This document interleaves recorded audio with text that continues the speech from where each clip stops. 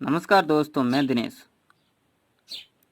स्वागत है आपके चैनल दिनेश दांदू पर।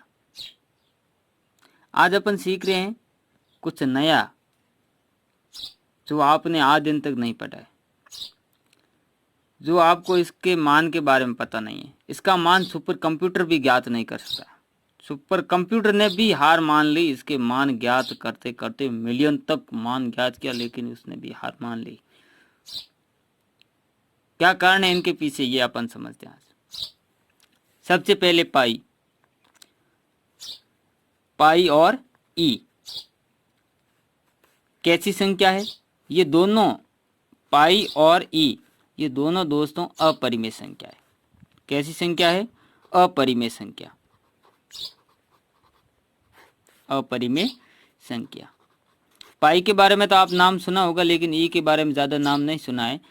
ठीक है, तो इनका क्वेश्चन बार बार एग्जाम में पूछा जाता है कि पाई और ई है जो कैसी संख्या है, दोनों में से एक पूछा जाता है। तो ये अपरिमेय संख्या है। अपरिमेय संख्या आपको पता है कि जो अपन किसी संख्या में भाग देते हैं तो उसका जो भाग फल जो है दशमलव के बाद में शांत होता ही नहीं है, और वो रिपीटेड भी नहीं होता है, उन अंकों की पुनरावृत्ति नहीं होती है, बार यानी वो लगातार चलता ही रहता है, कभी खत्म नहीं होता है। वो अपरिमेय संख्या होती है। ठीक है, तो अब देखो पाई की खोज, सबसे पहले पाई की खोज किसने की? पाई की खोज की आर्यभट्ट ने। किसने खोज की दोस्तों? आर्यभट्ट ने। आर्यभट्ट ने इसकी खोज की। और खोज में ये पाई कैसे आया, वो मैं इसका नामकरण पाई कैसे पड़ा ये समझिए। और ये पाई और ई है जो, ये दोनों ही ग्रीक शब्द है। कैसे शब्द है? ग्रीक शब्द, यानी ग्रीक वर्ड है, ग्रीक शब्द। तो दोस्तों आर्यभट्ट ने खोज कैसे की कि जब पहिया बनाना शुरू किया तो पहिए का जो इनका जो व्यास होता है, इनका जो व्यास, यानी पहिए को बराबर दो भागों में बांटे, या अपन वृत्त मान सकते हैं कि बराबर दो भागों में बांटे, उनको अपन कहते हैं व्यास कहते हैं। क्या कहते हैं दोस्तों? व्यास।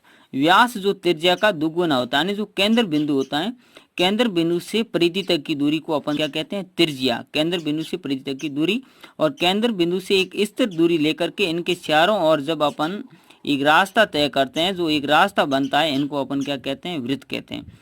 तो जब व्यास और इसकी जो परिधि क्या होती है? 2πr। तो परिधि, व्यास और परिधि के मध्य का जो अनुपात, यानी परिधि बटे व्यास, इनका जो मध्य का आप अगर भाग करेंगे, अनुपात करेंगे, जो ये अनुपात का संकेत है, तो हमेशा 22/7 ही आता है। यानी इसका अगर मैं डायमीटर 7 मानूं, और तो इसकी परिधि कितनी होगी? 22 होगी। परिधि कितनी होगी? 22।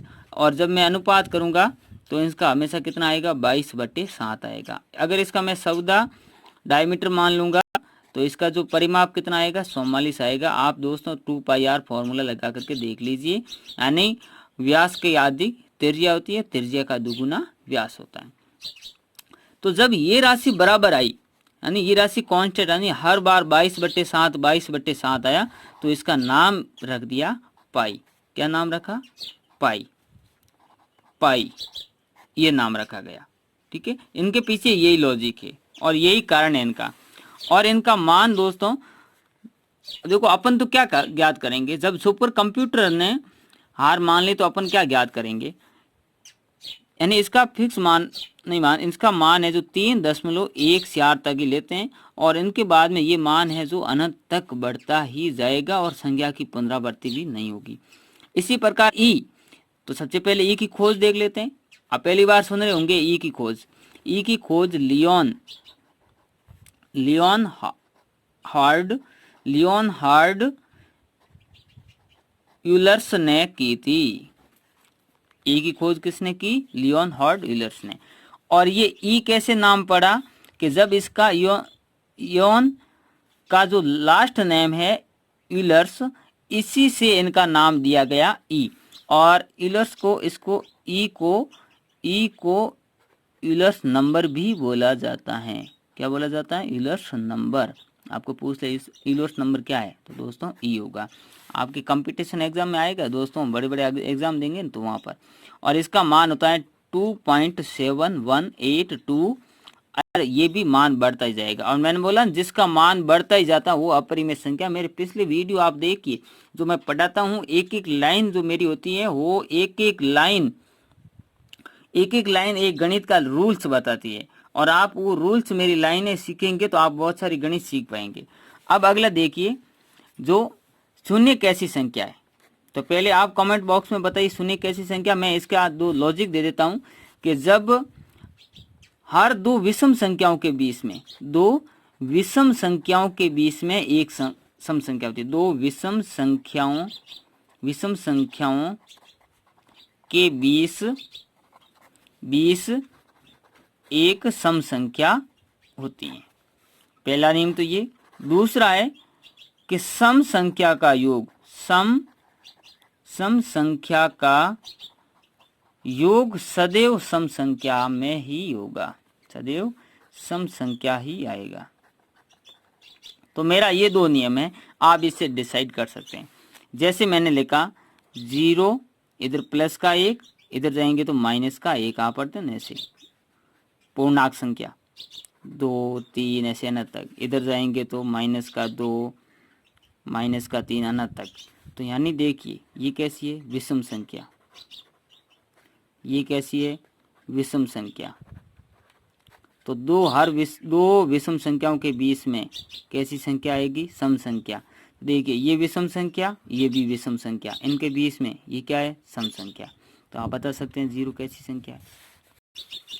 या फिर देखिए 0 + 2, दूसरा नियम, 0 + 2 = 2, यानी कि सम संख्या का योग सदैव सम संख्या ही होगा। 0 + 4 = 4 होगा।